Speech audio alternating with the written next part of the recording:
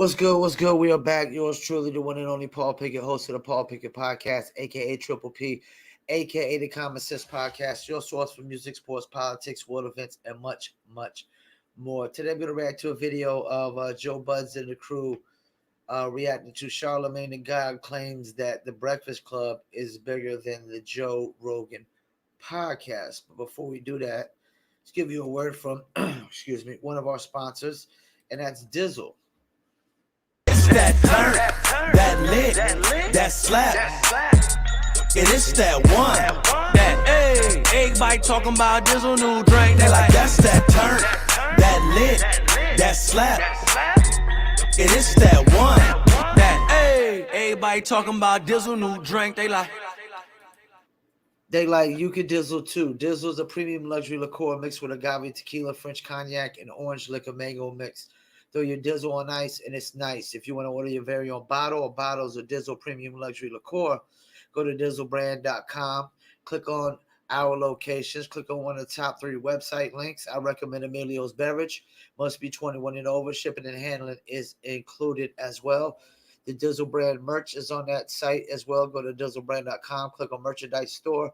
Go to Etsy.com and search for Dizzle Brand, or Etsy.com/shop/Dizzle Brand, Etsy.com/shop/Dizzle Brand.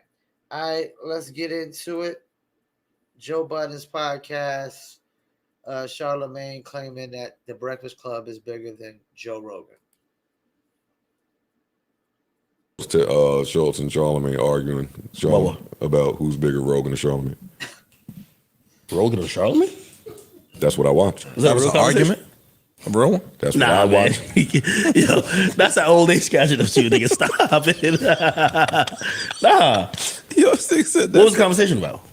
I almost want to find it on YouTube so you could hear it, but that was the exact conversation. Schultz was saying, can I ask you a question? Joe Rogan is the biggest platform moving. And then Charlamagne said, oh, I did see that. Bigger than who? Where he said, what he was saying the Breakfast Club. Yeah. Yeah, no, I disagree with that one.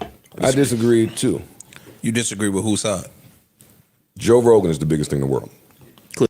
Yeah, I disagree too. Breakfast Club is a radio show that a big portion of their listeners are in one city or one state. There's most people outside of New York only watch Breakfast Club on like YouTube. I don't think pretty much everybody is tuning in across the U.S.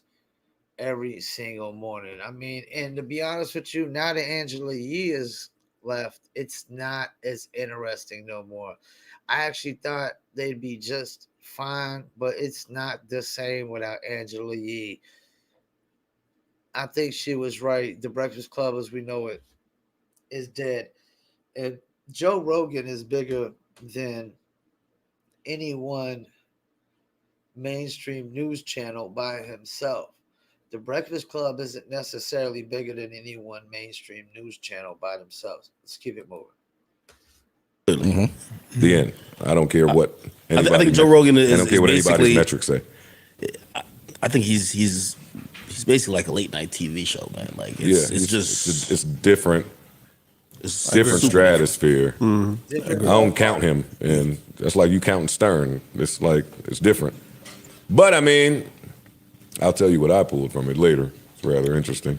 And also, you got to realize Schultz is in the podcast lane. So, like, you know, he's a podcast comedy, which, by the way, I've seen it. Don't cape for your man. Don't cape for your man now. Well, I've always said he's building in a lane to be like some of that hip hop-y shit. You know, I think he was a little bit. Let me pause real quick. Joe Budden. This is, you know what? I think I'd be like this too. Joe Budden doesn't allow any kind of shout outs or promotions on his podcast to anybody that he dislikes or has beef with. He definitely doesn't allow you to get any kind of free promotion. Like, he ain't having it. Let's keep it moving. More catering to culture, man, he's UFC. That's Rogan. UFC, all these other things, and I think it's smart. I think it's a great way to get. It's super smart. It's a great way to get audience. It is super smart. Because here's the thing: this is what all of us hip hop platforms suffer from. Like there is a ceiling on hip hop. The amount of people who want to consume content related to music. Some people, everybody listens to music, but content related to music. It's not a lot. There's a ceiling on, not a right? lot, but it's right. I'm rolling. And when you inevitably, or when you're a hip hop platform, you kind of, it's hard to break out of that because people say, no, stay in lane. You're the hip hop guy. When you kind of, I won't say least, but like you kind of dibble and dabble into it, but also you're into all these other subcultures. That's how you become Rogan, right? Where, hey, all you guys who are into. Great point. That's why I love basketball, NBA, love NFL, sports. That's why I dabble into that. I'm a hip hop artist. I promote music for a living. That's why I dabble into that. I'm a laws of nature guy.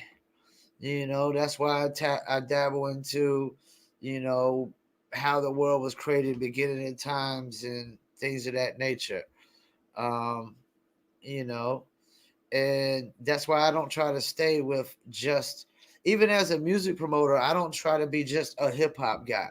I try to be able to promote pop, R&B, EDM, rock, even though a lot of these genres don't get the same amount of results across the board, you know, especially if you promote like on Spotify, like it's really about pop, EDM, and hip hop, you know. But yeah, like I don't try to stay in just one lane. I try to go out the box. That's why it's music, sports, politics, and world events podcast. You know, when you just do one thing, yes, your fan base is limited. Your fan base is limited. Yes, I try to do these old school hip hop interviews, these music business interviews, music industry interviews, but I've also interviewed a comedian as well. And I don't try to just interview hip hop cats. I've interviewed rock cats as well, you know. So yeah, you gotta broaden your horizons. Let's keep it moving. Fitness and MMA. Come over here. Yeah, we got some something for you here sports. too. That makes Hey, y'all sense. political niggas, come over here too, man. We got you. Oh, y'all want jokes? We gonna definitely have everything full of jokes. Sure. I look at that and I was like, because if you look at how there's a time where I thought that Brilliant Idiots was a better performing podcast than Flagrant 2. And it's Maybe not it even was close. at one point. Maybe it was at one point. Flagrant 2 outperforms pretty much all hip hop. I only always look at let me ask you a Spotify, question. charts. So it outperforms all hip hop podcasts. Let me ask you a question. What you said, I totally agree with, right? Do you think color plays a part in that? Well, absolutely. So with that being said, like at one point, Joe and I had a conversation. This was years ago. I wasn't even remotely thinking about podcasting. And I told Joe, yo, you could be the next Arsenio Hall. Yeah. Right? Because you have the ability to transcend any demo. Right? Like if he on a silly shit, he could be a silly shit. He can interview the white people. He can interview the white pop artists. He could do all of those things. I think that in a white... See you, Steve Madden joint, man. Oh, thank you, man. Come on, man. I think in a white space, it's easier to grab Kelly Clarkson. She's comfortable coming to sit with you. You get what I'm saying? It ain't that many black Kelly Clarksons. And then Clarkson also has a new show. And then even when the black artists get to a certain level, and this is what all the black podcasters are talking about now, when you get to a certain level, they apprehensive to come sit on the couch. On they rise, they'll come sit on the couch. Yeah, that's true. But once you get to a certain Once they level, they megastars, apprehensive. Yeah, they now they want to run and shoot. They'll go fuck with Leno. Fact. Yeah. I always said it's more valuable to me talking about him than talking to you. That's unfortunate. I always say that in the opposite way. I'm like, yo, listen, if I can't talk to you, shit, I could make more money talking about you. What I'm saying to you is this about the Charlamagne argument. Mm-hmm. I do believe, and then I'm moving off of you. Anytime you come here, I talk about a bunch of niggas I don't never talk about this pod. But if I pour 1,000% of me into you to build you up and build you up and build you up, because I have been the bigger person with the bigger light and platform to be able to do that. And it then starts to work. And then you move on to greener pastures. Okay. Don't come back to me 9 years later and tell me about how your new best friend is so much bigger than me. That's a good point. New Joe Biden. Yeah, Charlamagne needs to pump the brakes here. And don't get me wrong, Charlamagne the God is he's big, he's huge, he's a very important voice in America. Charlamagne the God knows that he's a very important voice in America. But so is Joe Rogan. And there's people that I've heard a lot of people that said they would love for Joe Rogan to be president. I ain't heard nobody ever say they love Charlamagne God to be president. He needs to pump the brakes a little bit. And the thing you said about the white fan base, it's really like kind of the same thing you think about why Kendrick Lamar and J. Cole and Drake are at the top of the game, because the more gangster you are, the more drug dealing rapper you are, shoot 'em up, bang, bang, fuck bitches, get money, the less white fan base you have in hip hop. And not saying I don't like, gangster music and I love Too Short, pimp music, whatever. You know what I'm saying? I'm just saying not all white people love gangster music or pimp shit or shoot 'em up, bang, bang, or whatever, But because that's the thing. I know hip hop's not supposed to, everything in hip hop isn't supposed to be taken literally. A lot of things are supposed to be taken metaphorically, So, yeah. Pump the brakes, Charlamagne.